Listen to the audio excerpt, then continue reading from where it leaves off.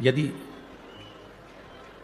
शरीर मानव का मिला है और मिलने के बाद भी अगर हम भगवान की भक्ति में नहीं डूब पाए तो हमारा जीवन व्यर्थ है।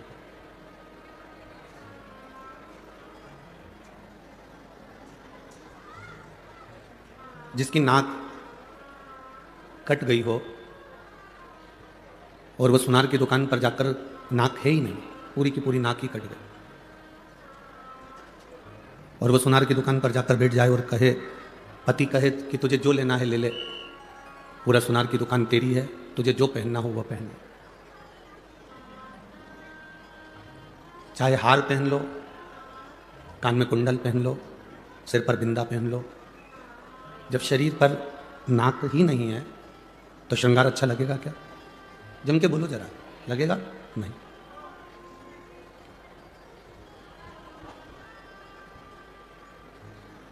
लोग कहते हैं इस पंचवटी में रावण की जो बहन थी शूर्पणखा, उसकी नाक कटी गई थी।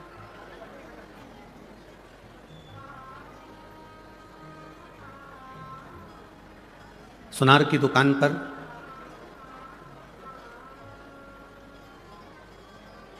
अगर नाक कटा हुआ व्यक्ति जाए तो जेवर की शोभा नहीं होती, उसमें श्रृंगार की कोई शोभा नहीं है, उसमें आभूषण की कोई शोभा नहीं।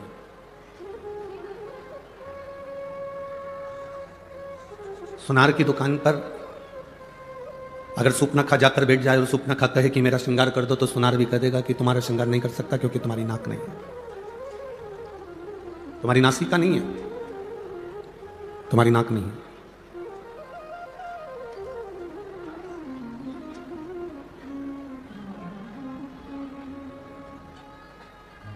नासिक पंचवटी में भगवान राम ने शूर्पणखा को नहीं रहने दिया था। वो रहती थी, आई पंचवटी में घूमी, देखा, घूमा, सुंदरता भी देखी और यहीं आसपास में रहा करती थी, पर भगवान ने उसकी नाक काटकर भगा दिया।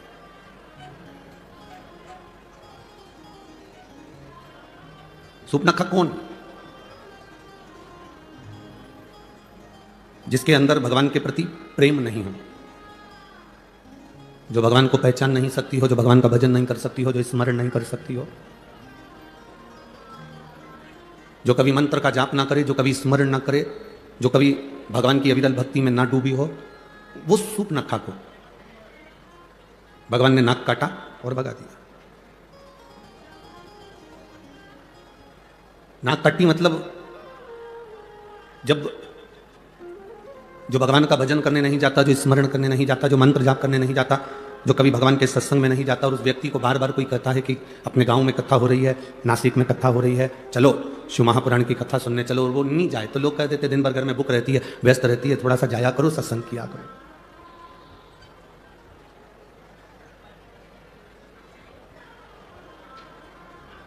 नाक कटे हुए व्यक्ति की सुनार की दुकान पर कोई काम नहीं है। नाक कटी हुई व्यक्ति की सुनार की दुकान पर कोई काम नहीं होता, उसी तरह नासिक में नास्तिक का कोई काम नहीं होता।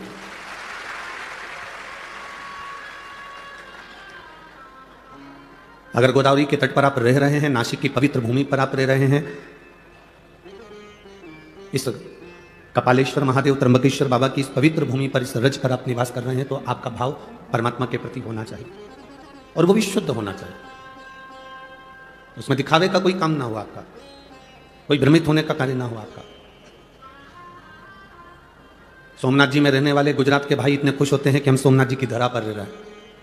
उज्जैनी में रहने वाले महाकालेश्वर के पास रहने वाले इतने प्रसन्न होते हैं कि हम उज्जैनी में रह रहे हैं। विश्वनाथ में रहने वाले, काशी में रहने वाले इतने प्रसन्न होते हैं कि हम विश्वनाथ की नगरी में रह रहे हैं। कृष्णेश्वर भीमाशंकर में रहने वाले इतने प्रसन्न होते हैं कि हम कृष्णेश्वर भीमाशंकर की नगरी में रह रहे हैं।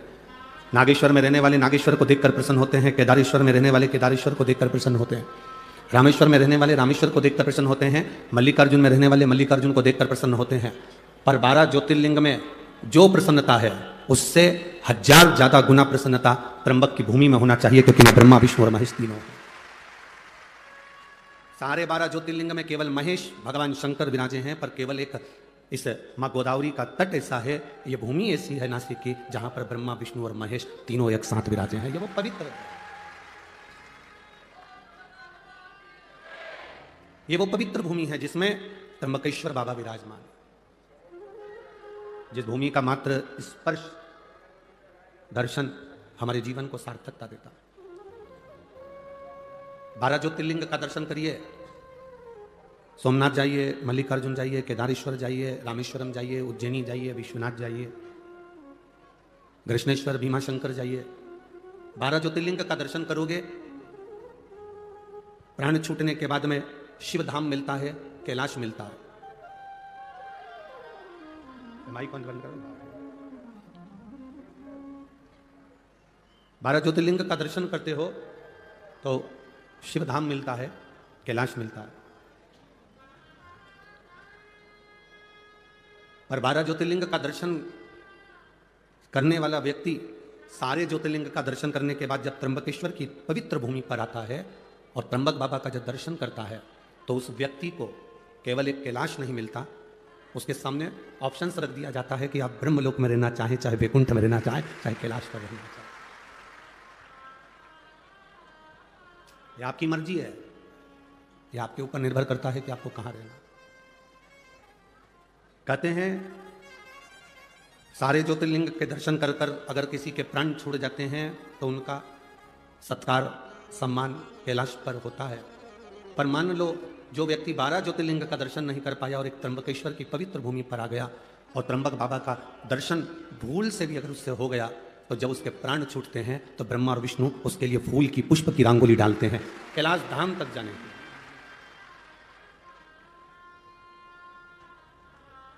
जो नहीं पहचाना उसके लिए हम नहीं कर सकते, पर जो पहचान गया कि त्र्यंबक है क्या, त्र्यंबकेश्वर महादेव का मतलब क्या, शिवलिंग का सार तत्व क्या,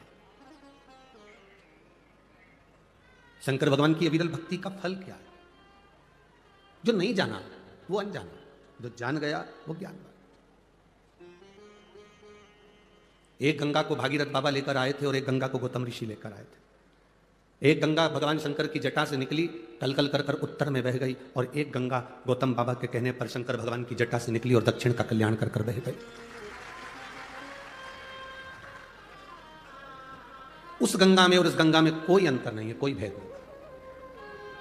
वो गंगा भी भगवान शिव के मस्तक से निकली है और ये गंगा भी भगवान शंकर के मस्तक से निकली। पर कई लोगों की बुद्धि में यह भरा हुआ होता है दूर के ढोल सुहावने लगते हैं, दूर के ढोल सुहावने लगते हैं। और शिव महापुराण की कथा तो एक बात हमेशा कहती आई है, आपके नजदीक में जो शंकर का शिवालय है, आपके नजदीक में जो शंकर का मंदिर है, शिवालय है, शिवलिंग है, आपके जीवन में अगर दुख है, कष्ट है, तकलीफ है, तो पहले अपने घर के नजदीक में जो शिवालय है, शंकर का मंदिर है, पहले जल वहां चढ़ाओ, पहले जल वहां चढ़ाइए। आप में से जितनी माताएं बैठी हैं ना, आप सबके घर में विक्स, बाम, आयोडेक्स, बुखार की छोटी मोटी गोली, पेट दुख है तो इनो का पाउच, अगर एसिडिटी हो रही हो तो पुदीना की गोली, सर्दी हो रही हो तो थोड़ी बहुत सिनारिस्ट की गोली। बोलो सबके घर में है कि नहीं? अरे बोलो, जम के बोलो जरा, है ना?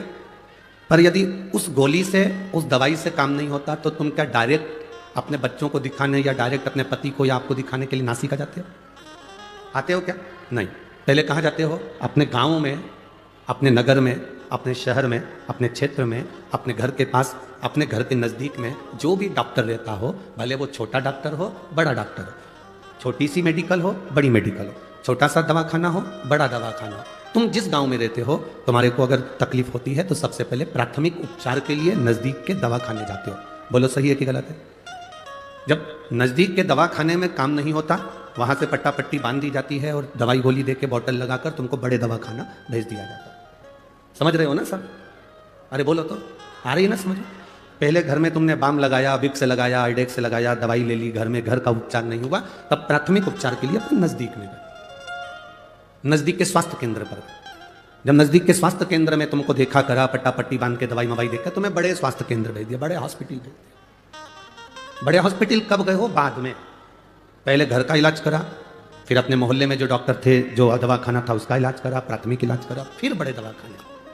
उसी तरह जब हमारी जिंदगी में थोड़ा सा भी दुख आए, किसी के पास मत जाओ, सबसे पहले अपने घर में जो कंकर शंकर रखा है, अपने घर में जो रुद्राक्ष रखा है, अपने घर में जो शिवलिंग रखा है, उसकी पूजन करो, उसकी आराधना करो। इसके बाद भी अगर दुख ना कट रहा हो तो प्राथमिक केंद्र पर, मतलब अपने घर के नजदीक में जो शिवालय है, वहां 1 लोटा जल चढ़ाना प्रारंभ करो। 3 महीना इंतजार करो कि हम सही हो रहा है कि नहीं हो रहा है। फिर जाकर कहीं मौका मिले तो फिर किसी बड़े शिवालय में जाकर भगवान से प्रार्थना, फिर जा।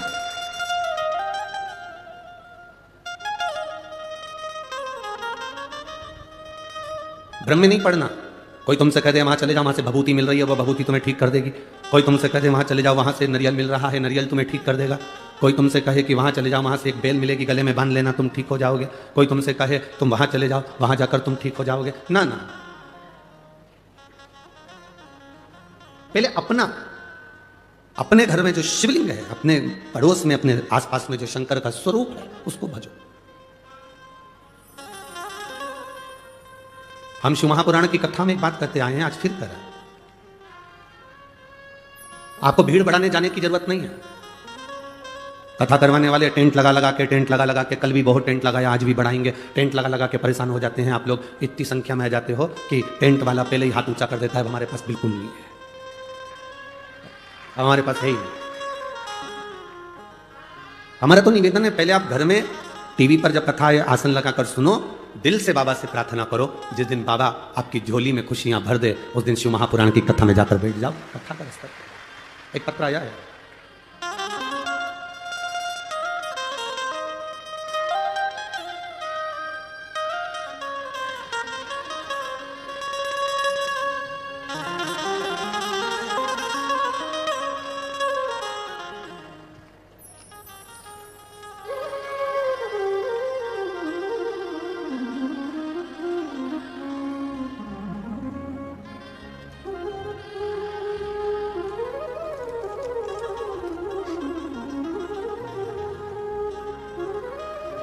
मेरा नाम अल्पेशनी राजेंद्र बांगुल, मोबाइल नंबर ये है। मैं बणी गांव से आई हूँ, जिला नासिक, तहसील बिंडोरी सही है, ठीक है। कहीं बैठी हैं, हाथ हिला सकती हैं। अल्पेशनी राजेंद्र बांगुल, मोबाइल नंबर ये है, बणी गांव से आई हूँ। कहीं बैठी हैं, हाथ हिला दो दीदी, ठीक है। एक बार वापस हाथ हिला दो। श्री शिवाय नमस्तुभ्यं। अब ठीक हैं आप, फिर से एक बार हाथ हिलाओ, ठीक है जी। मैं बाबा का क्या वर्णन करूं गुरुदेव। मैं पहले मंदिर नहीं जाती थी, मैं भगवान को बिल्कुल नहीं मानती थी। 2023 में मेरे बेटे को अचानक कान में पीछे दोनों साइड में गठान हो गई। उस गठान का जब इलाज करवाने के लिए हॉस्पिटल गए तो जांचों में मालूम पड़ा कि इसको बड़ी बीमारी के चांस बनने लगे, इसका ऑपरेशन जरूरी है। ऑपरेशन होने के बाद ये गांठ वापिस जांच के लिए जाएगी। तब हम घबरा गए। हम भगवान के मंदिर नहीं जाते थे, हम भगवान को नहीं मानते थे। जैसे आज के लोग भटक गए थे, वैसे हम भी भटक गए थे। पर हमारी पड़ोसन ने हमसे कहा, पड़ोसन जी ने जो कहा कि शिव मंदिर में जाकर जल चढ़ाकर बच्चे को नंदी के पास बिठाकर कुंदकेश्वर महादेव के नाम से वो जल पिलाओ और उसकी गांठों पर लगाना प्रारंभ करो। चिंता मत करो, रो मती, कोई बड़ी बीमारी नहीं होगी और ऑपरेशन की भी जरूरत नहीं होगी। हम जांच करा कर आ गए, ऑपरेशन की तारीख निकल गई। पशुपति नाथ का व्रत मैंने जिंदगी में पहली बार करा और भगवान के मंदिर में पहली बार पांव रखा। इतनी बड़ी जिंदगी में पहली बार जब मंदिर गई, बाबा को केवल इतना कहा, बाबा की कानों में 3 गठाने हैं, पर आप संभालेंगे तो सब हो सकता है। मेरी पड़ोसन सीवर वाले महाराज की कथा सुनती है और वो सीवर वाला महाराज कहता है सारी समस्या का हल 1 लोटा जल है, आप संभालिएगा बाबा। मेरे बेटे को नंदी के पास बिठाती, शिवजी पर जल चढ़वा कर बिठाकर उसको पानी पिलाती, कुंदकेश्वर महादेव का नाम लेती, गांठों पर लगाती। दूसरी बार जांच कराने के लिए हम जब वापिस पहुंचे तो बाबा की कृपा से तीनों गांठें गल चुकी थी और डॉक्टर ने कहा कोई बड़ी बीमारी नहीं, शिव तत्व है। दोनों हाथ हिला तो बहने के बाद, हर हर महादेव। बैठिए, बाबा की कृपा, बैठिए। शिव तत्व इसी को कहा। अगर हमारा भरोसा प्रबल नहीं हुआ, हमारा विश्वास प्रबल नहीं हुआ, ये पत्र में उन्होंने एक लाइन बड़ी अच्छी लिखी है, हम तो बाबा के भरोसे चलते हैं, डमरू वाले के भरोसे चलते हैं। नीचे लाइन लिखी है, आप कहते हो ना कि टीवी के सामने बैठकर मांगा जाता है, मैंने जो मांगा मेरे बाबा ने वो मुझे दिया है। जो मांगा, आज पहली बार मैं कथा पंडाल में आई हूं और बाबा को धन्यवाद देने के लिए आई। शिव तत्व है। आप जिस भरोसे में रहें, विश्वास को दृढ़ बनाकर आप भगवान शंकर के मंदिर जाएं, अपने नजदीक में जाएं। कहीं भटकना नहीं। कोई कहे कि वहां ये चमत्कार हो रहा है, वहां चल चलो, वहां पर ये हो रहा है, वहां चल चलो, वहां ये हो रहा है, वहां चल चलो। तुम एक ही बात कहना, वहां जाऊंगी तब चमत्कार का दर्शन करूंगी, उससे अच्छा है मेरा भोलेनाथ चाहेगा तो घर में बिठा कर मुझे दर्शन करा। भटकना नहीं, भ्रमित मत होना, भरमाना नहीं। कई लोग कह देते हैं कि हम त्र्यंबकेश्वर को नहीं जानते, कोई कहता है हम शिवलिंग को नहीं जानते, कोई कहता है कि त्र्यंबक है क्या, कोई कहता है किस स्वरूप में पूजा जाता है, कोई कहे, उसको कहो।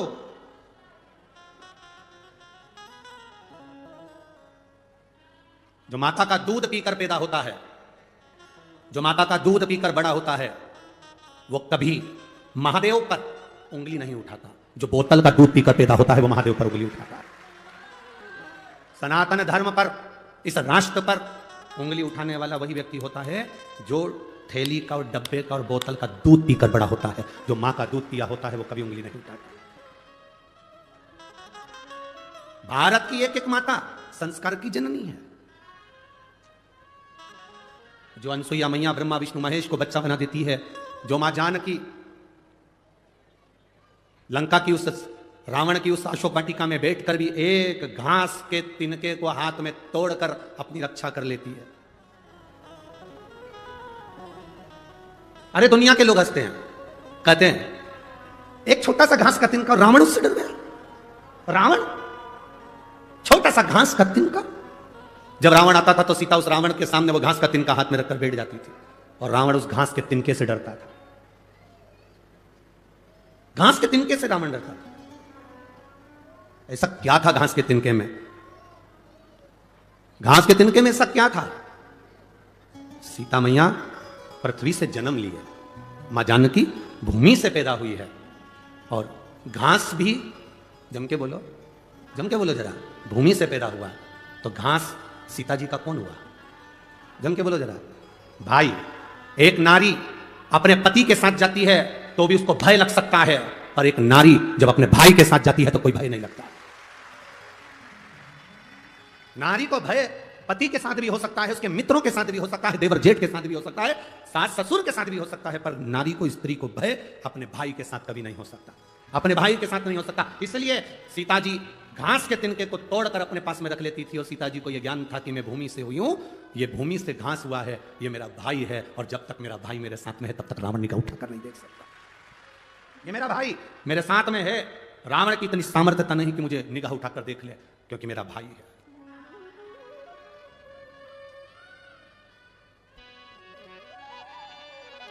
महाराष्ट्र की इस पवित्र भूमि पर, महाराष्ट्र की इस पवित्र धरा पर, छत्रपति शिवाजी महाराज की यह पावन धरा, बाला साहेब ठाकरे जी की यह पवित्र भूमि, जिस पर विधर्मी केवल बाला साहब ठाकरे एक बार निकलकर चले जाते थे तो विधर्मियों ने अपने अपने कमरे छोड़कर बाहर भाग जाते थे। आज उस भूमि पर जरा विचार करिए, हम असुरक्षित कैसे नजर आए। राम जी अयोध्या से चले, अवध से चलते चलते चलते चलते राम जी ने कभी पूरी जगह तक जाकर देख लो, कहीं पर किसी की ना तो नाक काटी, ना हाथ काटा, ना मुंडा काटा। यहां आकर मेरे राम जी ने सोप ना खा की नाक काट कर कहा कि तेरा मन भगवत भजन में नहीं लग रहा और तू कहीं ना कहीं विधर्म की ओर आगे बढ़ रही है, और तेरा अंत होगा तब पूरा अधर्मियों का अंत हो जाएगा। तो ये वीर शिवाजी, छत्रपति शिवाजी इस नासिक शहर को, इस गोदावरी के तट को सबसे प्रथम मानते थे कि राम जी ने इस भूमि से रावण को ललकारा था, और वीर शिवाजी छत्रपति ने भी इस भूमि से उन विधर्मियों को ललकारा। पवित्र धरा, यह पवित्र भूमि है, जिस भूमि का आनंद हमारे जीवन का एक सुख देता है। दुनिया के लोग कहते हैं तुमसे कि अगरबत्ती मत लगाओ, मंदिर में बांस होगा। दुनिया के लोग बाद में कहेंगे कि दिया मत लगाओ, दिक्कत होगी। कितनी विचित्रता है, कितनी विडंबना है, हम कितना भटक रहे हैं।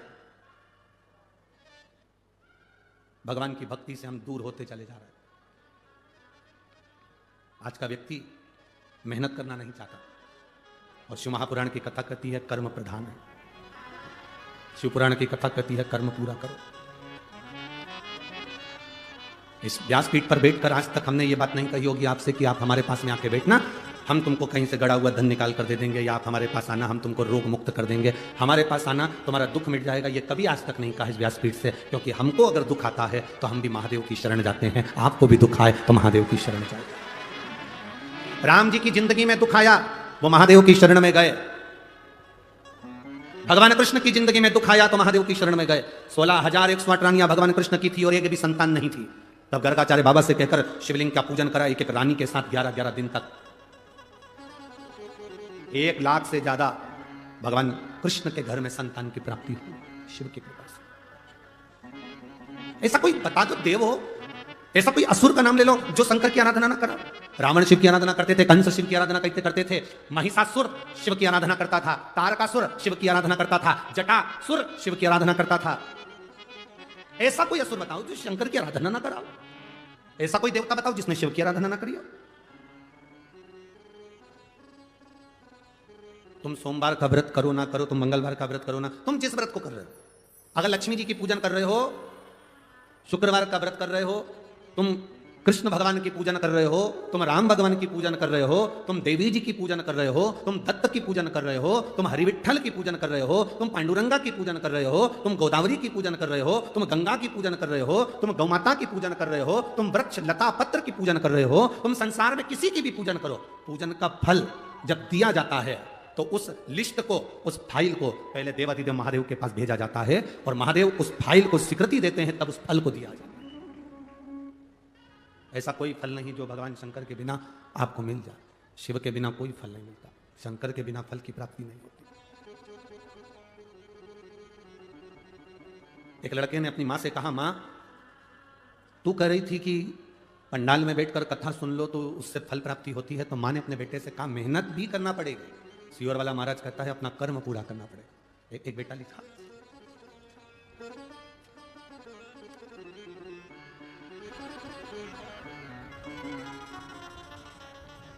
मेरा नाम श्रीमती संगीता सतीश भावसार है, मैं जेल रोड नासिक की रहने वाली हूँ। कहीं बैठी हैं तो हाथ हिला सकती हैं, कहीं बैठी हो। मेरा नाम श्रीमती संगीता सतीश भावसार है, मैं जेल रोड नासिक की रहने वाली हूँ। मेरी बेटी कुमारी सिद्धि सतीश भावसर, कहीं बैठी हैं, अगर कहीं बैठी हो तो आप ही हैं, दोनों हाथ हिला दो एक बार। मेरी बेटी कुमारी सिद्धि सतीश भावसर बहुत दिनों से सीए की पढ़ाई कर रही है और एग्जाम दे रही, पर उसका एग्जाम क्लियर नहीं हो रहा। कभी 5 मार्क से, कभी 6 नंबर से वो रह जाती थी। मैंने अपनी बेटी से कहा शंकर जी के मंदिर जाया करो, 1 लोटा जल चढ़ाया करो। बेटी से मैंने कहा अब की बार तेरा एग्जाम आ रहा है और नवंबर ये मालेगांव में तो तेरा एग्जाम आ रहा है और मालेगांव की 7 दिन की कथा हो रही है। पंडाल में बैठकर तू मेहनत कर और मेहनत कर कर एक बार शिव पुराण की कथा सुन, भगवान देता जरूर है। पशुपतिनाथ का व्रत किया। गुरुदेव, जो बेटी इतने सालों से सीए क्लियर नहीं कर पाई, चार्टर्ड अकाउंटेंट नहीं बन पाई, मालेगांव की कथा सुनी और केवल 10 दिन निकले थे और बाबा की कृपा से उसका जो रिजल्ट आया उसमें वो उत्तीर्ण हो गई। मैं बाबा को यहां नमन करूंगा। बधाई आपको, एक बार हाथ हिला दीजिए। हर हर महादेव। साधुवाद, बधाई बहुत। बैठिए।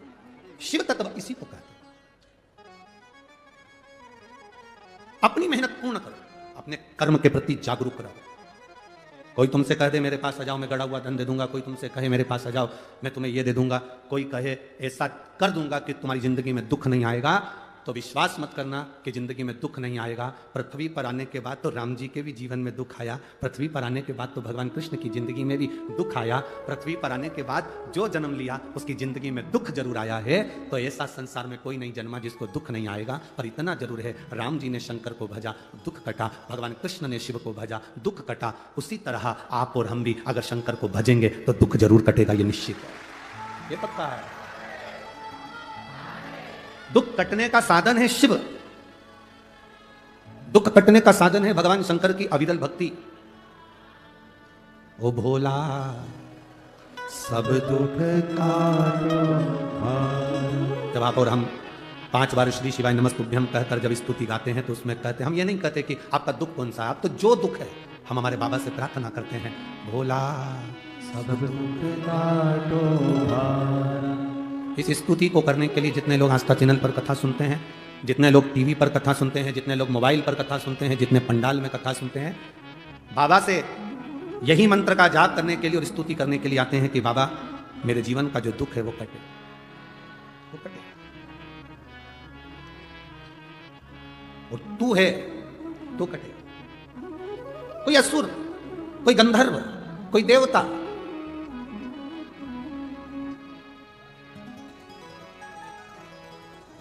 भगवान का दरवाजा ना छूटे। मां, महात्मा और परमात्मा। कौन कौन? बोलो, जम के बोलो। मां, महात्मा, तीसरे नंबर पर परमात्मा। एक बार फिर से बोलो, तीन कौन? मां, महात्मा और परमात्मा। इन तीन को पकड़ कर रखोगे तो जिंदगी में कभी पीछे मुड़कर देखना नहीं पड़ेगा, आगे बढ़ते चलेगा। जो अपनी मां का आदर करना छोड़ देता है, अपनी मां का सम्मान करना छोड़ देता है, अपनी मां का हाथ पकड़ना छोड़ देता है, अपनी मां का चरण पकड़ना छोड़ देता है, वो बहुत लंबा नहीं चल पाता। मां, महात्मा और परमात्मा। दूसरे नंबर पर है महात्मा, संत, साधु, गुरुजन। संत, साधु, गुरुजन किसको कहा? कोई कपड़े पहन लिया, जटा बढ़ा ली, खूब तिलक छापा कर लिया, खूब सारी माला पहन ली, तो उससे कोई संत या साधु नहीं बन जाता। संत साधु का सबसे बड़ा लक्षण है, संत साधु का सबसे बड़ा गुण है, जो उसके पास जाता है उसके जैसा नर्म बन जाता है और भगवान की भक्ति में डूब जाता है। संत साधु के पास गए और प्रॉपर्टी की बात कर रहे हो, संत साधु के पास गए और जमीन जायदाद की बात कर रहे हो, संत साधु के पास गए और तुम अन्य अन्य बातों को कर रहे हो, तो उसमें सुख का अनुभव नहीं है।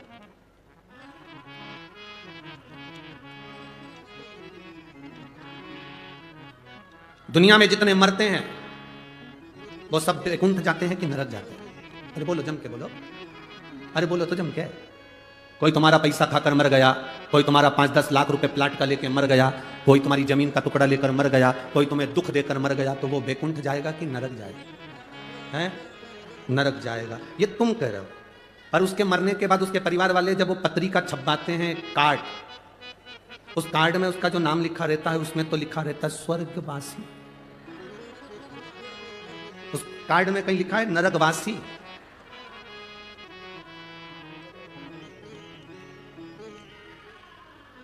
विदेश में कोई मरता है तो कह देते एक्सपायर, डेड बॉडी। पर हमारे यहां तो कितना भी पापी से पापी भी मर जाए तो भी उसके नाम के आगे लिखा रहता है स्वर्गवासी। क्यों? क्योंकि वो भारत की भूमि पर जन्मा है और भारत की भूमि पर जो जन्म लेता है वो नरक कभी नहीं जाता। अच्छा चलो जाने दो, तुम्हें सियोर वाले महाराज की बात पे भरोसा नहीं हो तो एक एक पुराण उठाकर बता दो। हिरण्यकशिपु मरा, प्रहलाद का पिता मरे तो नरक गए कि स्वर्ग गए? बोलो बोलो जम के। रावण मरा तो वैकुंठ गया कि नरक गया? चलो वो भी जाने दो। जिस हिरण को बाण मारा था वो वैकुंठ गया कि नरक गया? भगवान कृष्ण ने कंस को मारा था, वो वैकुंठ गया कि नरक गया? एक एक पुराण को उठाकर देखना। हिरण्यकशिपु मरा, परमधाम गया, लिखा शास्त्रों में। रावण मरा, परमधाम गया। कंस मरा, परमधाम गया। तारकासुर मरा, परमधाम गया। क्योंकि भगवान का जो हाथ का स्पर्श कर कर जाता है, भगवान का नाम लेकर जाता है, उसका दर्शन कर कर जाता है, भारत की भूमि की रज का स्पर्श कर कर जाता है, वो कभी नरक नहीं जाता, वो वैकुंठ ही जाता है। कितनों के घर जाकर देख लेना, जिन जिन के घर में कोई बुजुर्ग मर गए हो उनका फोटो लगा होगा, उस फोटो के नीचे लिखा होगा स्वर्गीय। अब उसके नाम के आगे कभी नहीं लिखा नरकीय, उसमें लिखा स्वर्गीय। हर चंदन है इस देश की माटी, तपोभूमि हर ग्राम है, हर बाला देवी की प्रतिमा, बच्चा बच्चा राम है। जिसके सैनिक समर भूमि पर गाया करते गीता है, उसी माटी के हल्के नीचे खेली करती सीता है। चंदन है इस देश की माटी, तपोभूमि हर ग्राम है, हर बाला देवी की प्रतिमा, बच्चा बच्चा राम। ये भूमि ही कुछ ऐसी है, ये धरा ही कुछ ऐसी है, इतनी पवित्र है ये भूमि, जिसको समझने वाला समझ सकता है। आज के जमाने में बड़े बड़ी गादियों पर लोग बैठ जाते हैं, बड़ी बड़ी पीठ पर लोग बैठ जाते हैं और भेद करते रहते हैं। वो ज्योतिर्लिंग बड़ा है, वो ज्योतिर्लिंग छोटा है, वो शंकर बड़ा है, वो शंकर छोटा है, ये महाराज बड़ा है, वो महाराज छोटा है। 12 ज्योतिर्लिंग में कभी ये मत कहना कि वो ज्योतिर्लिंग बड़ा, कि वो ज्योतिर्लिंग बड़ा। दिए की ज्योति बराबर का प्रकाश देती है, 12 ज्योतिर्लिंग एक बराबर का फल देते हैं। हम भेद कर रहे हैं, हमारी बुद्धि भेद कर रही है। मां दूसरे नंबर पर, जम के बोलो जरा, महात्मा। जो महात्मा तुमसे प्रॉपर्टी की बात करे, जमीन जायदाद की बात करे, धन दौलत की बात करे, संपदा की बात करे, वो महात्मा नहीं। महात्मा का लक्षण है आप उसके पास बैठे और उसके पास बैठकर अगर कहीं आपके भीतर यह भाव जागृत हो जाए कि सही कहा, शंकर के मंदिर जाना चाहिए, एक लोटा जल चढ़ाना चाहिए, ये प्रयास हर एक महात्मा का होना चाहिए। जगत गुरु शंकराचार्य जी पृथ्वी पर प्रगटे थे, तब उन्होंने शंकर भगवान की पूजा का विधान संपूर्ण विश्व में फैलाया था। जगत गुरु शंकराचार्य जी की चार पीठ पर जो चार शंकराचार्य जी विराजमान हैं, जगत गुरु शंकराचार्य जी की चार पीठ पर जो जगत गुरु शंकराचार्य विराजमान हैं, वो भी आज शंकर भगवान की पूजा अर्चना और विश्व के कल्याण को आगे बढ़ाने का लक्ष्य लेकर चल रहे हैं। और जगत गुरु शंकराचार्य जी के जाने के बाद भोलेनाथ ने कोरोना काल में ये शिव महापुराण को, कहीं मेरे महादेव ने संपूर्ण विश्व में शंकर की भक्ति को जागृत करने के लिए शिव पुराण प्रारंभ किया। हमको इतनी प्रसन्नता हुई, किसी ने पत्र लाकर दिया। उस पत्र में लिखा था, पहले छोटे छोटे शंकर मंदिर में, नासिक में भी शंकर के छोटे छोटे मंदिर में दरवाजे बंद रहते थे, होटले पर कुत्ता बैठे रहते थे, कोई नहीं जाता था, दरवाजे सब बंद पड़े रहते थे। बड़े बड़े मंदिर में सब जाते थे, छोटे छोटे मंदिर में कोई नहीं जाता था। हम धन्यवाद देते हैं, आपने एकांतेश्वर महादेव का वर्णन किया, तो लोग अब छोटे छोटे मंदिर में भी जाकर पूजन और आराधना कर रहे हैं। छोटे छोटे मंदिर में भी पूजा आराधना कर रहे हैं। एक एक मंदिर में छोटे से छोटा शिवालय हो, चाहे बड़े से बड़ा शिवालय हो, उन शिवालयों का आनंद अपने आप बड़ा है, अपने आप है। शिव भक्ति की जागरूकता है।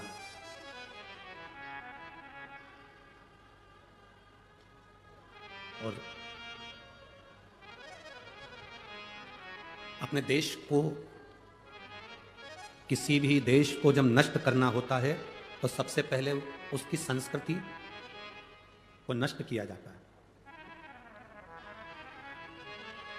विधर्मी जब किसी राष्ट्र को बर्बाद करते हैं, नष्ट करते हैं, उस पर आक्रमण करते हैं, तो सबसे पहले भीतर घात करते हैं, उसकी संस्कृति को, उसकी सभ्यता को, उसके संस्कारों को नष्ट करते हैं, उसके संस्कारों को नष्ट करते हैं,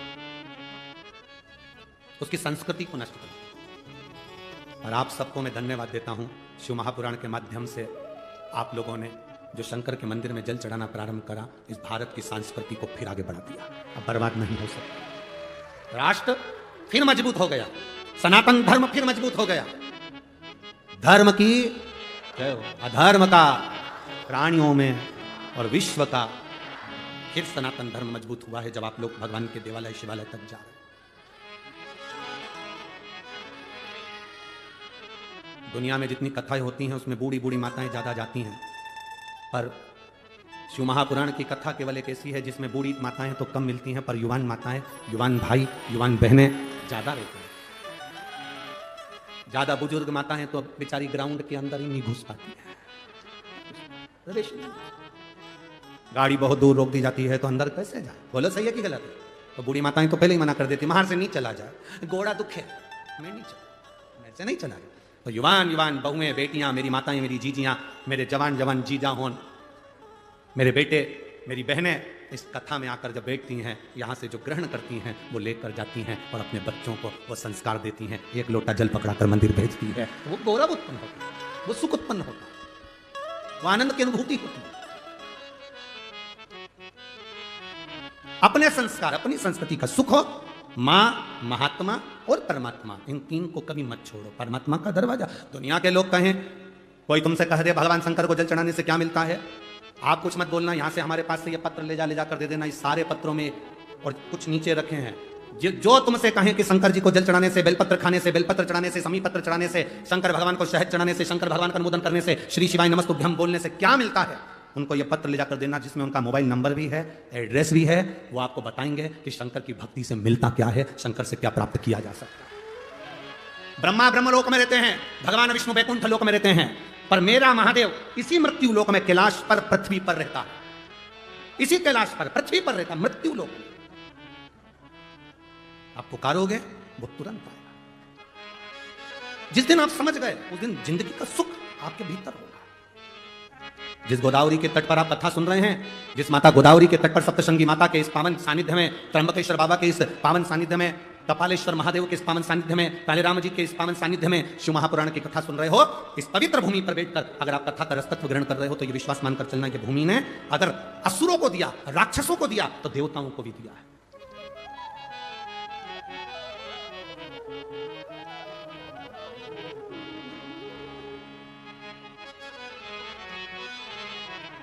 प्रदान करता है।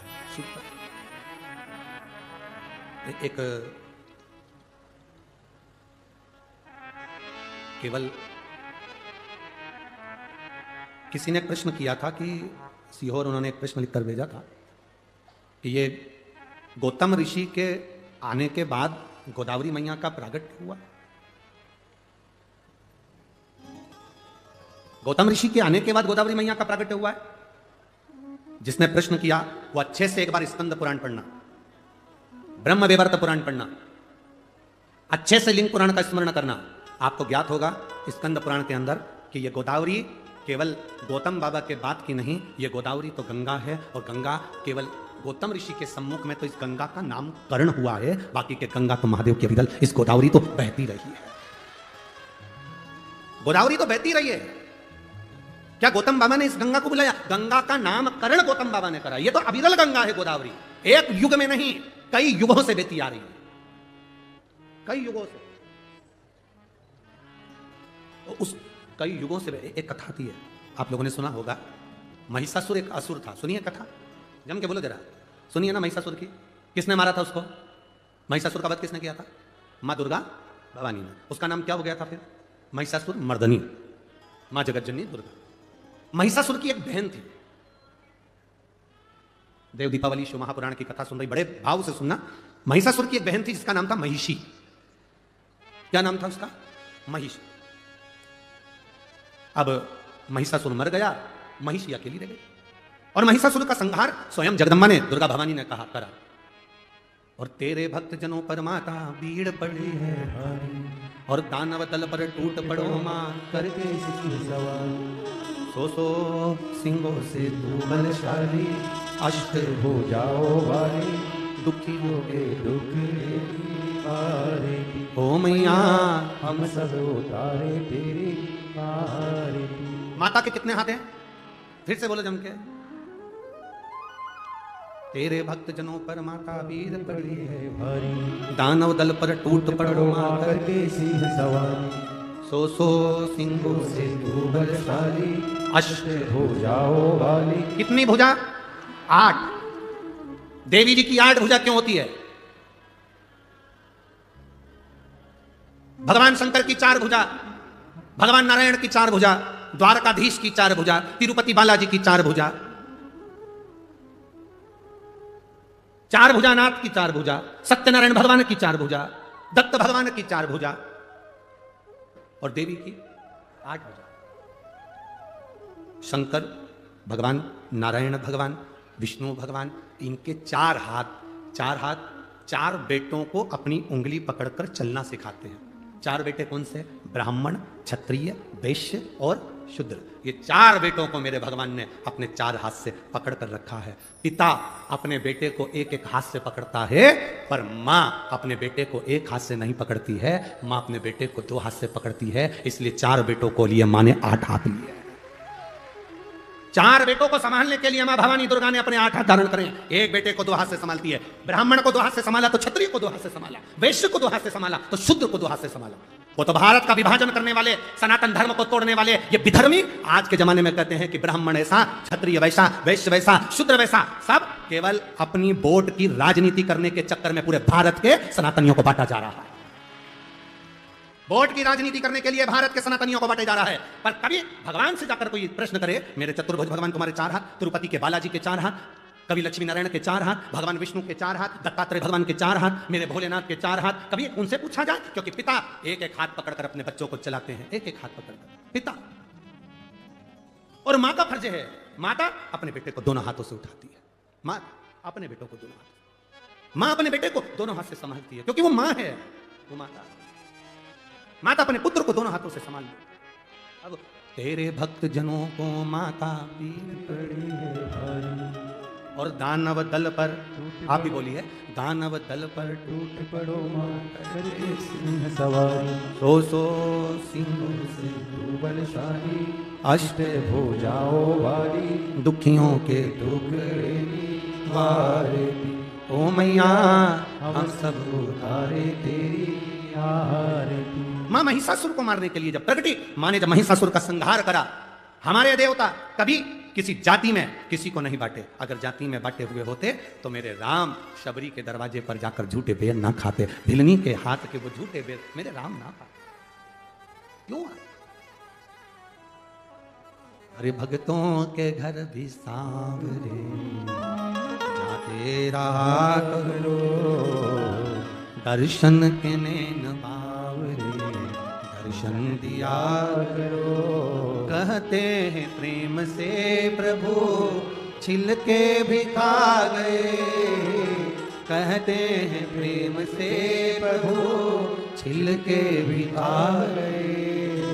शबरी के झूठे भेद भी खाते रहा करो, दर्शन के नैन बावरे दर्शन दिया करो। जब इस पंचवटी में सूपनखा की नाक कट गई थी, लक्ष्मण जी की आंख से आंसू गिरे। इस पंचवटी में नासिक की पवित्र भूमि पर जहां आप लोग बैठकर शिव पुराण की कथा सुन रहे, गोदावरी के तट पर लक्ष्मण जी की आंख से आंसू बहे। राम जी ने पूछा, लक्ष्मण आपकी आंख में आंसू? हाँ भैया।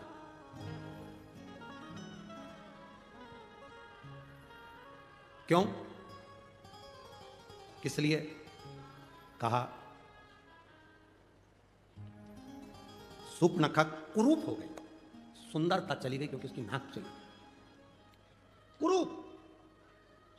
राम जी कहते हैं, लक्ष्मण जो नास्तिक होता है, जो भगवान को कभी नहीं भजता, कभी दूसरे के दुख को देखकर दुखी नहीं होता, सुख को देखकर सुखी नहीं होता, जो कभी परमार्थ के लिए नहीं जीता, वो एक दिन मरने से पहले कुरूप हो ही जाता है। भगवत भक्ति उसके अंतर्गत नहीं है, भजन का सुख उसके अंतर्गत नहीं। जैसे महिषासुर मरा, महिषासुर की बहन थी महिषी, महिषी उसको मालूम पड़ा मेरा भाई मर गया। अकेली महिषी ने विचार करा मैं जाऊं तो जाऊं कहां, सारे तीर्थों में महिषी घूम कर आ गई, मैं कहीं बैठकर तप साधना करूंगी, ब्रह्मा जी से वर पाऊंगी। भगवान नारायण की साधना करी, वर नहीं मिला, शिव की आराधना करी, वर नहीं मिला, ब्रह्मा की आराधना करी, वर नहीं मिला। ये गोमती, ये गोदावरी, ये कोई आज की नहीं, पूर्व की है। महिषी को मालूम पड़ा गंगा के तट पर बैठकर करा गया भजन फल देता, तो गंगा के घाट पर जाऊं।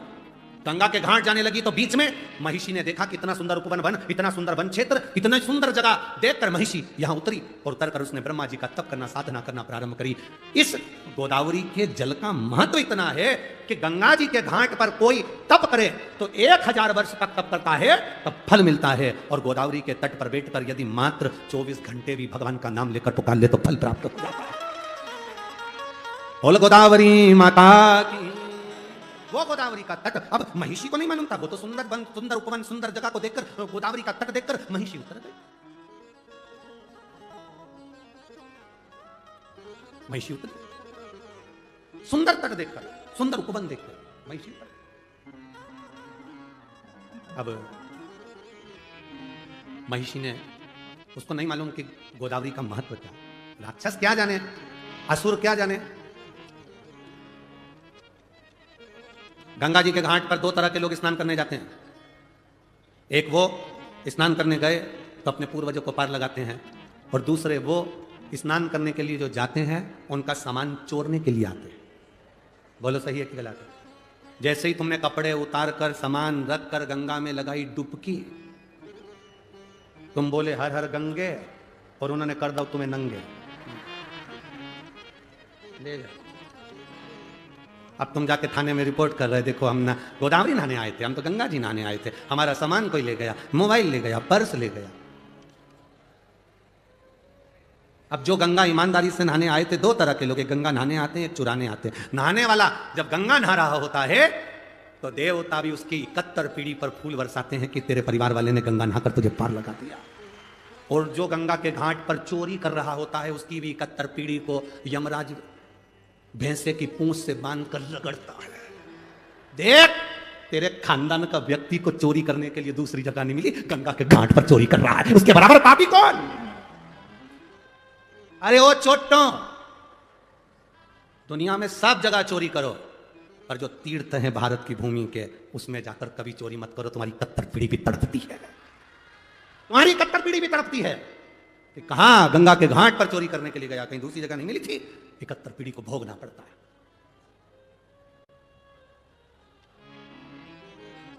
चोट्टा चोरी कर करके कितना सामान ले जाता है, एक मंगलसूत्र ले गया, चेन ले गया, लाख रुपए का सामान ले गया, तो भी चोट्टा कभी लखपति करोड़पति नहीं बना। आज तक के चोट्टा की चोट्टा ही है। और जिनकी चेन मंगलसूत्र चले गया वो थोड़े दिन रोने के बाद भगवान से कही मेरी चेन मंगलसूत्र चले गया। भगवान ने कहा बहुत दिन से पहन रही थी, चिंता मत कर, हल्का बहुत था इसलिए भारी दिलाना था, चले गए। टेंशन क्यों लेती है, चिंता ना। इसलिए आशीष बार बार कहते हैं अपनी चेन अंगूठी मोबाइल पर्स लेकर यहां मत आओ, सावधान इंडिया। क्यों आते हो, क्यों लाते हो, कहता है तुम सुनो तब तो। अब महिषी ने सोचा कि मैं कहां जाऊं, उतर गई इस सुंदर उपवन में, सुंदर पंचवटी में उतर गई। गोदावरी के तट पर उतरी।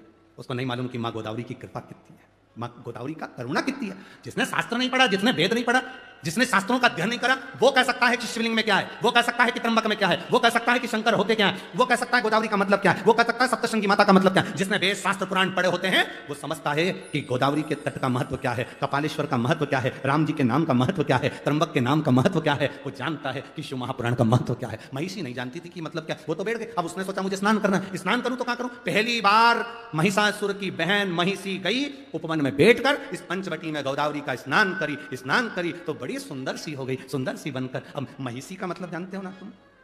अरे बोलो तो जम के, महिषी मतलब, अरे बोलो तो। महिष का मतलब क्या होता है, भैंसा, और महिषी का मतलब भैंस। अब भैंस ने सोचा कि मैं आई और नहाते से सुंदर हो गई, तो भैंस कैसी हुई होगी, मिस इंडिया। अब भैंस कैसी होगी, कहा गोदावरी के जल में शंकर की जटा से सप्त धारा जो गोदावरी निकली है, उसकी धारा में वो सुख है कि कोई पापी से पापी जीव भी उसमें कूद कर स्नान कर लेता है निष्कपट भाव से, तो वो मनुष्य की देह धारण कर लेता है। वो गोदावरी है। कूदी महिषी, सुंदर स्त्री का रूप ले ली, बैठ गई। उसको स्मरण नहीं आ रहा क्या कि मैं भैंस से स्त्री बन सकती हूं। कई लोग ऐसे हैं जो भैंस से स्त्री बन गए, पर कई ऐसे हैं नहीं बोली।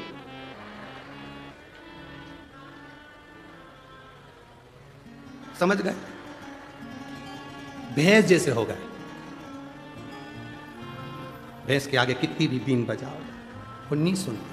सास कितनी भी के बेटा सिर पे पल्लू डाल के रहा कर। भैंस को तुम कितनी भी बीन बजाओ वो। तो कोई ऐसे हैं जो भैंस से स्त्री बन जाते हैं, और कोई ऐसे हैं। हम नहीं बोलेंगे देखो हमको 4 दिन और रहना, 3 दिन और रहना, काय को आफत बोल ले, या नासिक वालों से आफत बोल ले के कहा जाए। तो कोई वो भैंस से स्त्री बन जा, कोई स्त्री से भी भैंस बन जा, तुम बात नहीं। कितना क्या उनसे, ए बेटा ऐसा कर ले। भैंस के आगे हारन कितना भी बजाओ वो भैंस भी कहती ना मैं नंग जाऊं, रोड मेरे काका की, नहीं हटूंगी। आखिरी में गाड़ी साइड से ले जाना पड़ती है, पर भैंस नहीं। मेरा सासुओं से निवेदन है, जब भैंस नहीं सुने तो अपन साइड से निकल जाए। अपन ज्यादा बाका पच्ची अपने नहीं करना, इधर बाजू से निकल चलो। अब क्यों माता पच्ची करें अपन उससे।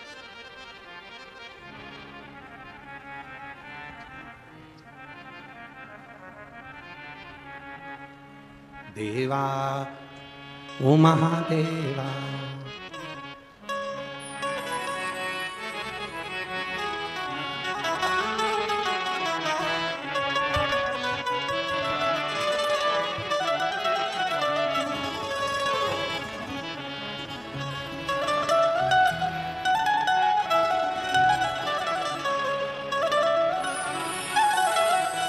अभी तो शुरू नहीं करा है।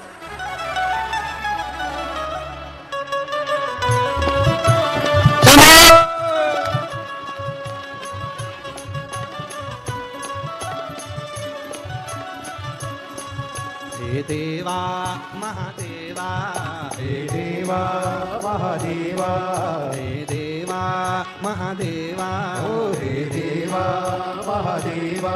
सारी उम्र करूं तेरी सेवा बाबा जी, बाबा जी, ओ बाबा जी याद रखना, बाबा जी मुझे याद रखना। हे देवा महादेवा, हे देवा महादेवा, हे देवा महादेवा, हे देवा उम्र करूं तेरी सेवा, बाबा जी मेरी लाज रखना, भोले जी मेरी लाज रखना।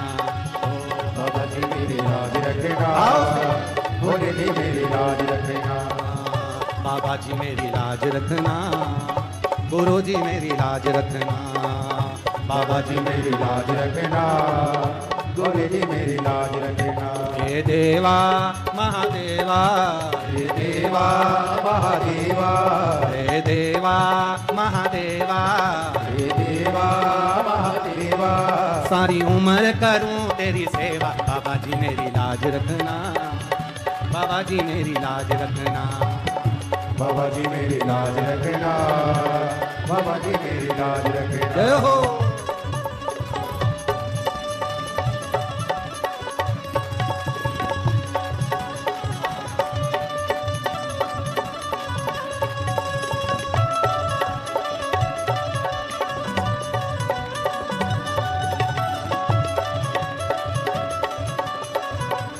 राधे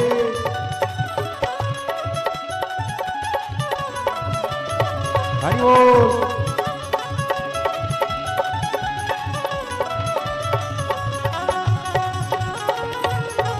राधे हरि बोल।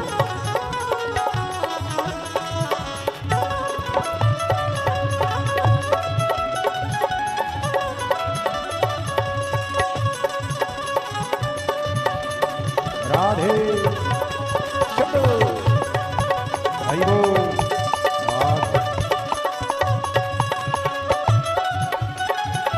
राधे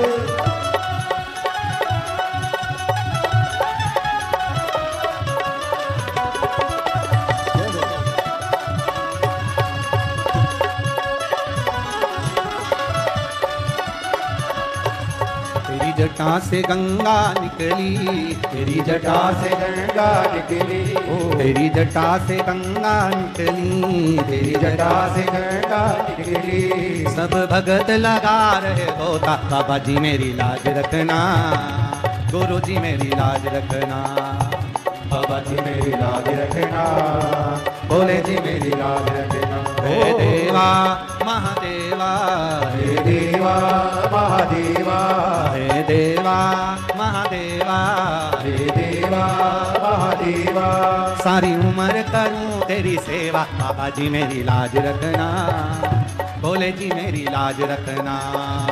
बाबा जी मेरी लाज रखना, भोले जी मेरी लाज रखना। ओ राधे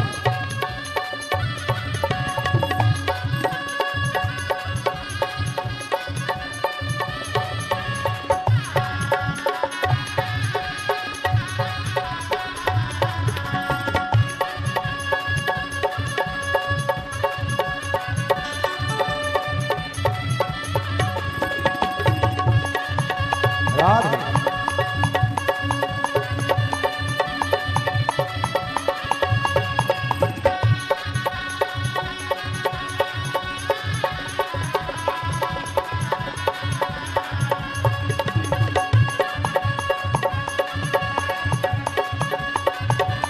राधे राधे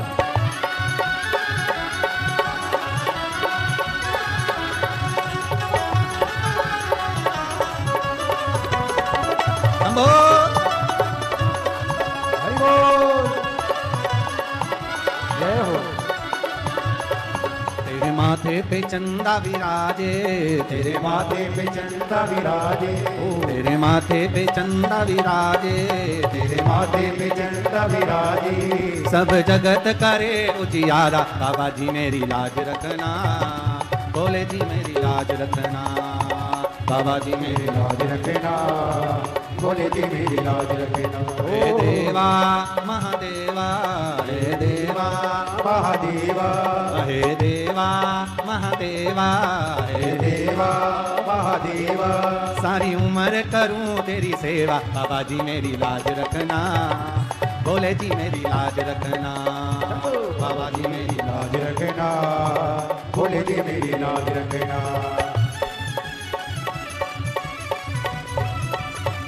राधे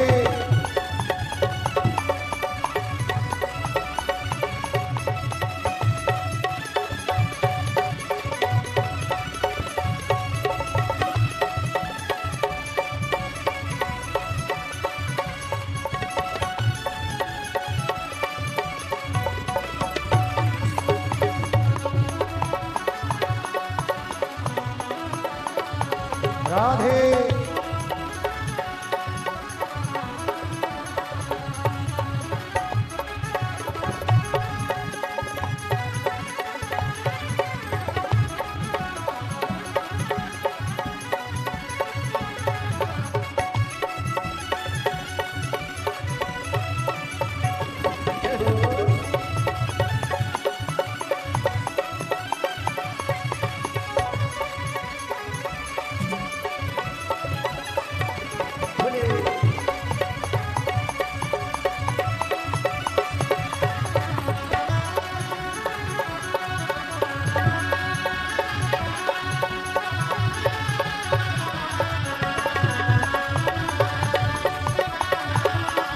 राधे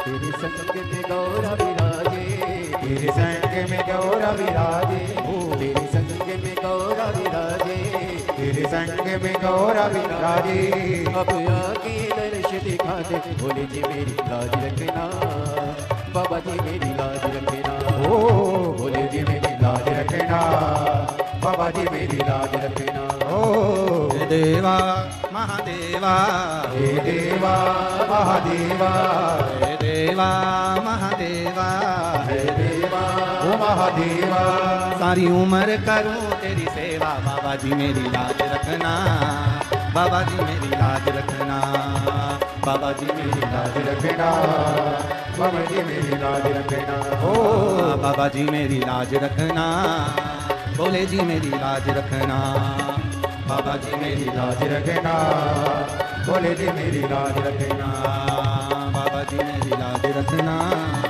भोले जी मेरी लाज रखना, बाबा जी मेरी लाज लाज रखना बोले जी मेरी लाज रखना हार हार। अपने स्थान पर बैठकर भगवान शिव जी से अपने मन की बात बाबा देवादिदेव महादेव से दिल से प्रार्थना करिए। जहाँ जगह मिले वहाँ बैठकर बाबा को अपने मन की बात कहिए, भाव से दिल से बाबा से कहिए। जो कार्यकर्ता भी खड़े हैं वो भी बाबा से प्रार्थना करें। बार बार ये कथा इस पंचवटी नासिक में नहीं होती। शीघ्र अतिशीघ्र बैठो, जहाँ जगह मिले वहाँ बैठ जाओ। जरूरी नहीं कि पंडाल में बैठोगे, ग्राउंड में, जमीन पर, जहाँ जगह मिले वहाँ बैठकर बाबा से दिल से सब एक साथ भाव से साथ में बोलेंगे।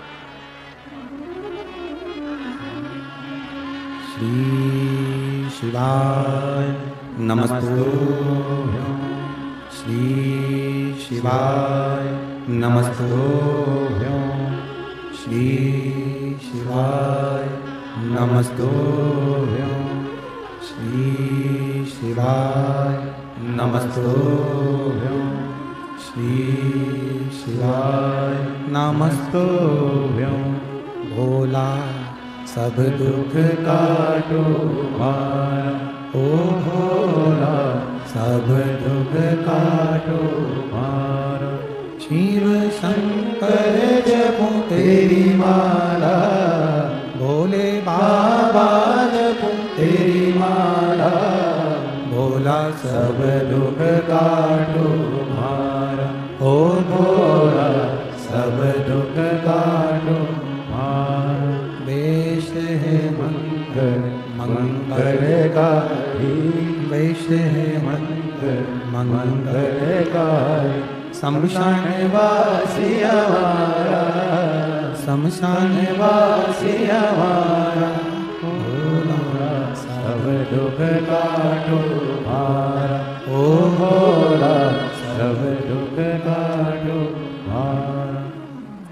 शिव कथा कहती है, भगवान शंकर का संवाद कह रहा है। शिव महापुराण की कथा कह रही है। महिषी सुंदर स्त्री का रूप ले लिया। सुंदर स्त्री का जब रूप महिषी को मिल गया तब करा। महिषासुर की बहन थी, इसलिए असुर प्रवृत्ति की थी, राक्षस प्रवृत्ति उसके अंदर भरी थी। ब्रह्मा जी प्रकट हुए, मांगो तुम्हें क्या चाहिए, क्या दिया जाए।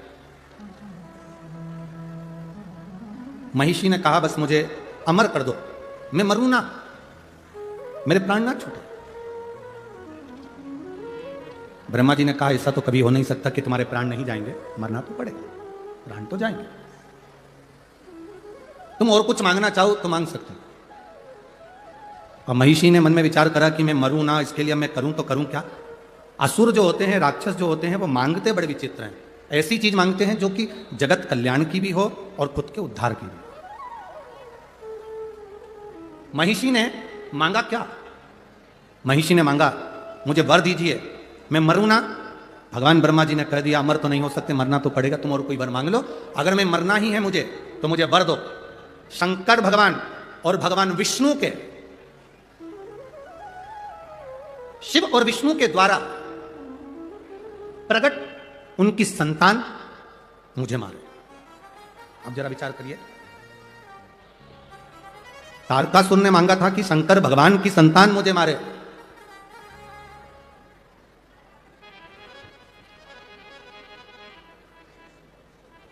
पहला वर है ये जो महिषी ने मांगा कि शिव और विष्णु की संतान मुझे मारे। यहां कोई स्त्री या कोई पुरुष दो के संजोग से संतान नहीं मांगी है। यहां जो संतान मांगी वो मांगी है विष्णु और शिव के द्वारा जो संतान प्रकट हो, जो संतान जन्म ले, वो मुझे मारे। अब ऐसा तो कभी हो ही नहीं सकता। और ब्रह्मा जी ने वर दे दिया, तथास्तु। ब्रह्मा जी वर दे दिया कि शिव और विष्णु के द्वारा प्रकट संतान तुम्हारा वध करेगी, तथास्तु कह दिया। अब सोचो विचारो, ब्रह्मा जी ने वर दे दिया। महिषी को लगा कि अब तो मैं मर ही नहीं सकती, क्योंकि भगवान शंकर और भगवान विष्णु, इनके द्वारा बच्चा कैसे होगा, संतान कैसे होगी। पर महाराज, रचा है सृष्टि को जिस प्रभु ने, वही ये सृष्टि चला रहे। जो पेड़ हमने लगाया पहले, उसी का फल हम अब पा रहे। चाहे सृष्टि को जिस प्रभु ने, वही ये सृष्टि चला रहे। शिव कथा कर रही है, भगवान शंकर का संवाद कर रहा है। महिषी ने वर मांगा कि शंकर और विष्णु की संतान मेरा वध करे, जो भूतों ना भविष्यते हो ही नहीं सकता। एक पुरुष और स्त्री की संतान प्रकट होकर मार सकती है, और दो देवता शिव और विष्णु की संतान कैसे हो। ब्रह्मा जी ने वर दे दिया, तथास्तु। सृष्टि की रचना करने वाले ब्रह्मा जी अब वर तो दे बैठे, अब विचार में पड़ गए कि वर महिषी को दे दिया कि शंकर और विष्णु की संतान इस महिषी को मारेगी, करें तो करें क्या। ब्रह्मा जी संकोच में पड़ गए, एकांत में जाकर बैठ गए, बहुत गहन चिंतन करने लगे। क्या होगा, संतान कैसे होगी, संतान की प्राप्ति कैसे होगी। आया समय, राक्षसों ने उपद्रव मचाया, समुद्र मंथन का समय आ गया। और रचा है सृष्टि को जिस प्रभु ने, वही ये सृष्टि चला रहे। बस आ गया समय, मंथन का समय आया। देवता असुरों के बीच में साझा हुआ, अमृत निकलेगा, पाएंगे। मंथन के समय पर सब कुछ निकला, विष भी निकला, रतन माणिक मोती औषधि सब निकले, बाद में अमृत निकला। अमृत असुर लेकर चले गए, तब भगवान नारायण मोहिनी स्वरूप धारण कर लिए। कौन सा स्वरूप रखा भगवान विष्णु ने? महिषी ने वर क्या मांगा था? भगवान नारायण और शिव के द्वारा प्रकट संतान मेरा वध करे। अब राक्षसी तो राक्षसी, उसने उपद्रव मचाना चालू कर दिया। भले वो सुंदर बन गई तो क्या हुआ, वन में रहने लगी, उपद्रव करने लगी, भयंकर उपद्रव मचाया, भयंकर उपद्रव।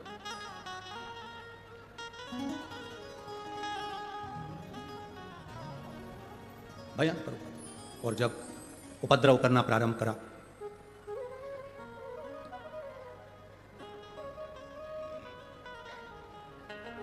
संहार करना जरूरी है। लोग कहते हैं समुद्र का मंथन अमृत की प्राप्ति के लिए किया था। बहुत ध्यान से सुनना, दुनिया के लोग कहते हैं समुद्र का मंथन अमृत की प्राप्ति के लिए किया था। शिव महापुराण की कथा, स्कंद पुराण, देवी यहाँ सुंदर देव दीपावली, शिव महापुराण की कथा कहती है अमृत की प्राप्ति के लिए मंथन नहीं किया था। उस महिषासुर की बहन महिषी ने वर मांगा था, शंकर और विष्णु की संतान से मरूं, उस संतान को जन्म देने के लिए ये समुद्र मंथन करा गया था। ये मंथन करा, भगवान विष्णु ने मोहिनी स्वरूप धारण करा। मोहिनी स्वरूप बनाया तो बड़ा सुंदर स्वरूप स्त्री का भगवान नारायण बनाकर राक्षसों के पास गए, अमृत का कलश लिया। मैं देवताओं को मदिरा पिला दूंगी, तुमको अमृत पिला दूंगी, ऐसी बात कर कर देवताओं और राक्षस को बिठा दिया। देवताओं को अमृत पिला दिया, राक्षसों को समुद्र का फैन, समुद्र का जल पिला दिया। उनका जो स्वरूप था उसका गुणगान पूरे ब्रह्मांड में हो रहा था। शंकर जी को मालूम पड़ा कि भगवान नारायण ने स्त्री का स्वरूप लिया है। शिव जी को कहा गया, आपने भगवान नारायण के मोहिनी स्वरूप का दर्शन नहीं किया? नहीं। और पकड़ के गोरा जी की बैया, मोहिनी दर्शन चलो मेरे सैया, पकड़ के गौरा जी की बैया, मोहिनी दर्शन चलो मेरे सैया। समुद्र मंथन में जो अमृत की बूंद गिरी थी, प्रयागराज, हरिद्वार, उज्जैनी और नासिक पंचवटी की पवित्र धरा पर भी गिरी थी। इसलिए कुंभ का मेला इन क्षेत्रों में लगता। मोहिनी स्वरूप का दर्शन करने के लिए भगवान शंकर हरिद्वार भी गए, प्रयागराज भी गए, उज्जैनी भी गए। आखिरी में भी मोहिनी स्वरूप का दर्शन जब भगवान शंकर को नहीं हुआ, तब इस नासिक, इस गोदावरी के तट पर शिव आए और भगवान के मोहिनी स्वरूप का दर्शन किया। भगवान के मोहिनी स्वरूप का दर्शन, मोहिनी स्वरूप में भगवान नारायण शिव जी को, शंकर नारायण को, दोनों एक दूसरे को देखे। देखते ही उसी समय पर दोनों के नेत्र की मिलन की दृष्टि इतनी प्रबल थी, इतनी प्रबल थी कि शिव सुध भूल गए भगवान नारायण को देखकर, नारायण सुध भूल गए भगवान शंकर को देखकर। नेत्रों से दोनों के अश्रु गिर गया। वो अश्रु का मिलन मां पार्वती जी के हस्त कमल पर हो गया। उस मिलन से एक बच्चे ने जन्म ले लिया, जिस बच्चे को सुंदर पंपा नदी के तट पर छोड़ दिया गया। पार्वती से शिव ने कहा, इस बच्चे को यहां छोड़ो। क्यों? यहां मेरा एक भक्त रहता है, पास में पंडालम नगर है, जिस नगर में मेरा भक्त रहता है राजशेखर, वो भक्त मेरा गुणगान करता है, नारायण की उपासना करता है, उसके घर में औलाद नहीं है, उसको ये संतान देना है। ये संतान प्रभु, ये ब्रह्म भगवान विष्णु और आपके मिलन से हुई है। भगवान ने पार्वती से नहीं कहा कि ये महिषी को मारने के लिए हुई है, तो मेरे भक्त के घर में संतान देना, भक्त के घर। एक मां ने लिखा, 11 साल तक मेरे घर में औलाद नहीं हुई गुरुदेव। आखिरी में जब सब तरह से हार गई, जब सब तरह से हार गई, तब किसी ने कहा कि एक बार सफेद आंकड़े की जड़ का प्रयोग करो, संतान जरूर हो। तब मेरे बाबा ने मुझे औलाद दी। एक पत्र और आया है, एक बहन ने लिखा, मेरे पति पानघर पुलिस में है, उनका नाम रविंद्र शिवाले है, उनकी पुलिस की नौकरी है, अच्छी पद पर है। 2022 में उनके मुंह में एक छाला हो गया था, जिसका मैं फोटो लगा रही हूं मेरे पति का। ऑपरेशन के पहले का, ऑपरेशन के बाद का जो फोटो है वो दिखा रही। कहीं बैठी हैं तो हाथ हिला सकती हैं, बैठी हैं कहीं, आप ही हैं, दोनों हाथ हिला देंगे। श्री शिवाय नमस्तुभ्यम। मेरे पति पानघर पुलिस में है, उनका नाम रविंद्र शिवाले है। सन 2022 में उनके मुंह में छाला हो गया। हमने 9 अगस्त 2022 में उनको हॉस्पिटल में जांच कराई। डॉक्टर ने कहा कि इनका जो छाला है, उस छाले के आसपास में से जगह को काटना पड़ेगा। काटने के बाद वो जगह चेक करने के लिए जाएगी, क्योंकि इनको जो छाला है वो साधारण नहीं है, पूरे लक्षण जो हैं वो अन्य बीमारी के हैं। अब हम बुरी तरह से हार गए गुरुदेव। फिर हम 29 अगस्त 2022 को केवरी मानवता हॉस्पिटल मुंबई नाका नासिक में ऑपरेशन के लिए भर्ती किया। 30 अगस्त को ऑपरेशन करने के लिए बोला गया गुरुदेव। तभी शिव महापुराण की कथा हो रही थी और किसी ने कहा कि शिवपुराण की कथा टीवी पर आ रही है, उसमें गुरुजी हरताली के तीज का महत्व बताया। हरताली का तीज के दिन फुलेरे का दर्शन 5 जगह करना चाहिए। दर्शन कर कर जो मांगते हैं वो मिलता है। मैंने मेरी पड़ोसन से कहा, मेरा पति को डॉक्टर ने बड़ी बीमारी बता दी है, जांच होने जा रही है, अगर मेरे बाबा ने मेरी सुन ली, कहीं शिवपुराण होगी तो जाकर सुनूंगी, बाबा को निवेदन करूंगी। गुरुदेव, गाल का हिस्सा काटा गया जांच के लिए। सारे जितनी जगह हमने डॉक्टरों की जांच कराई थी, सबने कह दिया था इनको ये बीमारी है और रहेगी, इसलिए वो स्थान काट कर भेजा गया। पर बाबा तो बाबा है गुरुदेव। जो जांच आई उसमें कैंसर बीमारी नहीं आई, मेरे बाबा ने मुझे बचा लिया। शिव तत्व है, ओ घड़ी शंभो शंकर। ठीक है बाबू, शिव कृपा बनी रहे। एक बार हाथ हिलाकर हर हर महादेव। शिव तत्व इसी को कहते हैं। एक भक्ति, एक भरोसा, एक विश्वास, एक दृढ़ता जीवन का सुख दे, जीवन का आनंद दे। अरे तेरी कृपा बिना न हिले एक लेते हैं श्वास, कृपा से तनो तनु गंगधार मुक्ति द्वार ओमकार तू आयो शरण तिहारी शंभो तार तार तू। अब पार्वती जी उस बालक को लेकर चली। पंपा नदी के तट पर बालक को सुला दिया। राजशेखर उस नगर का राजा निकल कर जा रहा था, जिसके घर में संतान नहीं थी। देने वाला जब देता है तो छप्पर फाड़ कर देता है। संतान उसने देखा कि एक बालक रो रहा है, बालक को उठा लिया, बालक को उठाया, अपने घर लेकर गया। धर्मपत्नी से कहा, औलाद नहीं, पर मुझे ये बालक मिला है, बड़ा तेजवीर लगता है, बड़ा सुंदर लगता है, ले आओ इसको पालन करो। रानी ने उसका पालन पोषण करा, बालक आया, बड़ा हुआ, पालन पोषण करा। कुछ महीने के बाद रानी का भी गर्भ ठहर गया। रानी का गर्भ ठहरा, एक बेटे ने जन्म लिया। बेटे ने जन्म लिया, रानी की दासी ने रानी से कहा, राजा का प्रेम, जो बेटा पंपा नदी के तट पर मिला है, राजा का पूरा प्रेम उस बच्चे के प्रति है। हमें लगता है तेरा बेटा सिंहासन पर नहीं बैठ सकता, बैठेगा तो वही बैठेगा। ना जाने किसकी औलाद, ना जाने किसकी संतान, राज सिंहासन पर वो बेटा बैठेगा, वो बेटा राज सिंहासन पर। रानी को बड़ा लगा।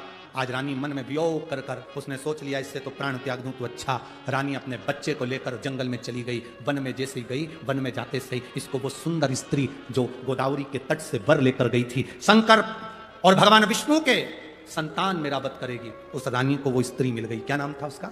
महिषी। महिषी ने कहा, तुम कौन हो? कहा, मैं राजा चंद्रशेखर की धर्मपत्नी। मैं राजशेखर की पत्नी? राजशेखर की? हाँ, मैं राजशेखर की पत्नी। तुम कहां जा रही हो? प्राणों को त्याग, इतने छोटे से बच्चे को लेकर? हाँ, इसको भी। क्यों? मेरा बेटा राज सिंहासन पर नहीं बैठ सकता। क्यों, क्या हुआ? मेरे पति को एक बालक मिला था, उस बालक को लिया, पाल पोस के बड़ा करा, और मेरा बेटा सिंहासन पर नहीं बैठ सकता क्योंकि मेरे पति का प्रेम उस बालक के प्रति है। महिषी ने कहा, क्यों घबराती है? तू घर जा, घर जाकर बीमार होने का नाटक करना, अपने बेटे से कहना कि मुझे शेरनी का दूध ला कर दे, शेरनी के दूध में, बाघिन के दूध में दवाई डालकर लेना है तो मैं ठीक होंगी, नहीं तो मैं मर जाऊंगी। बाघिन के दूध में? हाँ, तेरा बेटा बाघिन का दूध लेने के लिए आएगा, शेर उसको खा जाएगा। अगर शेर नहीं खाएगा तो मैं उसको खा जाऊंगी और मार दूंगी। तो क्यों चिंता करती है? जा घर। महिषी ने बुद्धि में रानी के भर दिया। रानी घर चली गई, बीमार होने का नाटक कर लिया। बीमार होने का नाटक करा रानी, जैसे बीमार होने का नाटक करी तो अपने बेटे को बुलाया। कौन से बेटे को? जिसको उसने पाल पोस कर बड़ा करा था, जो पंपा नदी के तट पर मिला था, जिसका नाम राजशेखर ने अयप्पा रखा था। क्या नाम रखा था? जम के बोलो जरा। अयप्पा। जिसका नाम राजशेखर ने अयप्पा रखा था। बुलाया, आवाज लगा, आवाज लगाकर रानी ने आवाज लगाई, अयप्पा, स्वामी अयप्पा। जो आवाज लगाई, अयप्पा दौड़ कर आया। मां, मां, क्या बात है? मां तुरंत तो कहती है, मेरे को दवाई लेना है और बाघिन का दूध चाहिए, शेरनी का दूध, अगर वो नहीं मिला तो मैं मर जाऊंगी। पिता ने कहा, पति बोले अपनी रानी से, राजा बोला रानी से, किसको बोल रही है शेरनी का दूध लाने को? बाघिन का दूध लाने के लिए? छोटा सा बच्चा है अयप्पा, अयप्पा छोटा सा है, वो तो बाघिन का दूध लाने को बोल रही है, शेरनी का दूध। इतने में तो बच्चे ने अपने पिताजी से कहा, राजा राजशेखर से कहा, चिंता मत करो पिताजी, मैं दूध लेकर आता हूं। राजशेखर के पास में से अयप्पा स्वामी दौड़ पड़े और अयप्पा दौड़ते दौड़ते दौड़ते दौड़ते जंगल में पहुंच गए। जंगल में पहुंचे तो शेरनी को जो देखा, देखकर शेरनी खाने के लिए दौड़ी पर अयप्पा स्वामी बच गए। तो महिषी ने सोचा, मैं इसको मार देती हूं, मेरी सहेली का काम बन जाए। महिषी ने अयप्पा स्वामी को मारने के लिए प्रयास करा। भगवान अयप्पा स्वामी ने उसी समय महिषी को पकड़कर संहार कर दिया। संहार करा। अपनी मां के लिए अगर शेरनी का दूध लेकर जाऊंगा तो पात्र नहीं लाया, किस बर्तन में लेकर जाऊंगा? अयप्पा स्वामी ने शेरनी को पकड़ा, उसके ऊपर चढ़ गए और चढ़कर शेरनी को, बाघिन को अपनी मां के पास लेकर पहुंच गए। मां, ये बाघिन लेकर आया हूं, इसका दूध निकाल। ये शेरनी लेकर आया हूं, ये बाघिन लेकर आया हूं, इसका दूध निकाल मां, और इसका दूध निकालकर तो दवाई में पी ले। मां ने आंख में से आंसू बहाए। पिता राजशेखर की आंख से आंसू निकलने लगे। ये मेरा बेटा कोई साधारण नहीं है, जरूर कोई बात है। जिस शेरनी पर चढ़कर अयप्पा आया था, उस शेरनी से स्वयं राजशेखर ने पूछ लिया, इसने तुम्हें मारा, तुम कौन हो? शेरनी कहती है, जिस जगत जननी की अंजलि में नारायण और शंकर का अश्रु का मिलन हुआ था, उससे यह बालक जन्म लिया। यह बालक साधारण नहीं, शंकर और विष्णु की संतान अयप्पा स्वामी है। भगवान शंकर और विष्णु की संतान अयप्पा स्वामी है, यह साधारण संतान नहीं। राजशेखर पहचान गए, पर बेटा राज सिंहासन पर बैठने को तैयार नहीं हुआ। पिताजी मुझे जाना होगा, पिताजी मुझे जाना होगा। तभी शबरी पर्वत पर जाकर, शबरी पर्वत के ऊपर अयप्पा स्वामी शेरनी पर चढ़कर गए और बैठकर तब साधना में लीन हुए। महिषी के प्राण चले।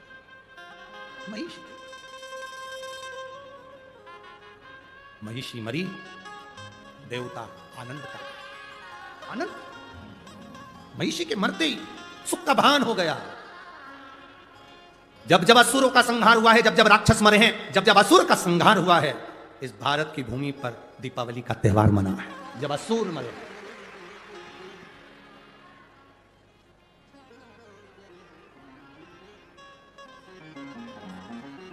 अब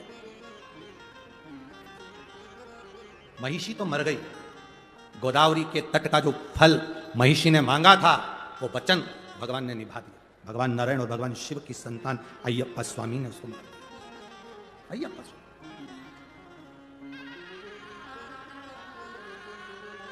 सहज नहीं। एक बार काशी में माता पार्वती भगवान शंकर के साथ विचरण कर रही, तभी भगवान शंकर को माता पार्वती जी ने प्रश्न किया, स्वामी, संसार के लोग, मृत्यु लोक में जन्म लेने वाला मनुष्य जो दुख में ग्रसित होता है, दुख में भरा रहता है, दुख में ग्रसित है, उस जीव का कल्याण कैसे, उसका उद्धार कैसे? एक पत्र है, देखिए। मेरा नाम कविता दीपक जमादार है। कहीं बैठे हैं तो हाथ हिला सकती हैं, आप ही हैं। मेरा नाम कविता दीपक जमादार है। मेरा 2013 में किडनी ट्रांसप्लांट हुआ है और 2021 में मुझे कैंसर हुआ है। एक बार फिर से हाथ हिलाइएगा।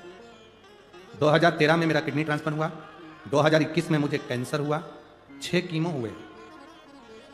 केमो लेने के बाद भी मेरी तकलीफ बढ़ती गई।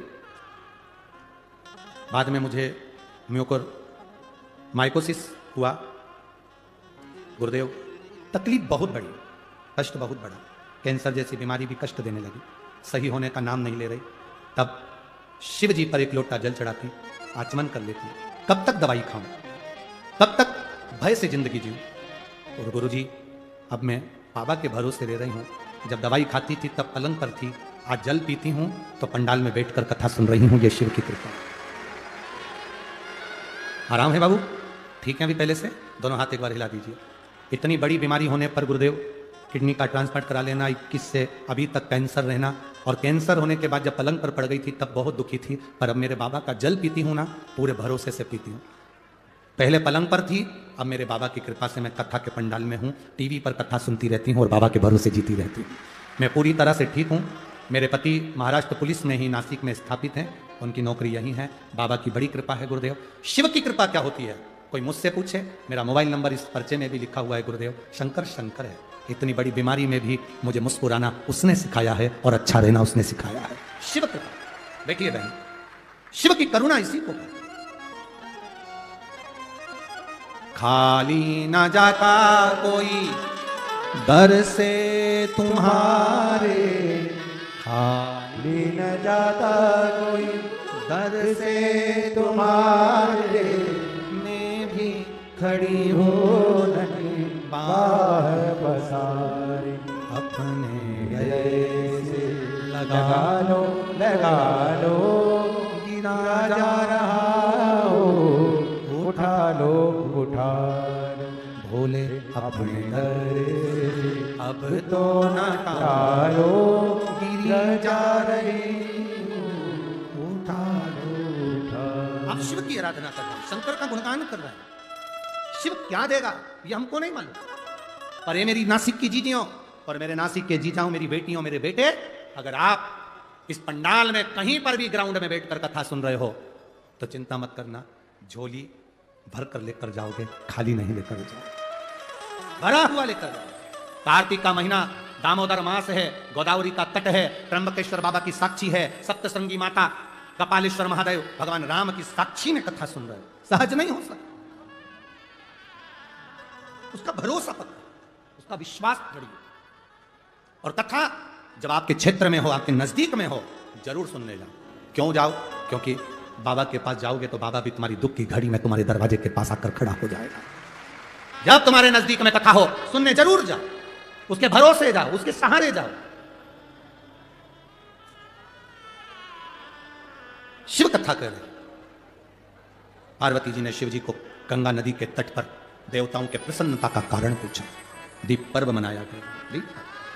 देव दीपावली का दिन हो, 7 पुष्प, कितने फूल? 7 पुष्प।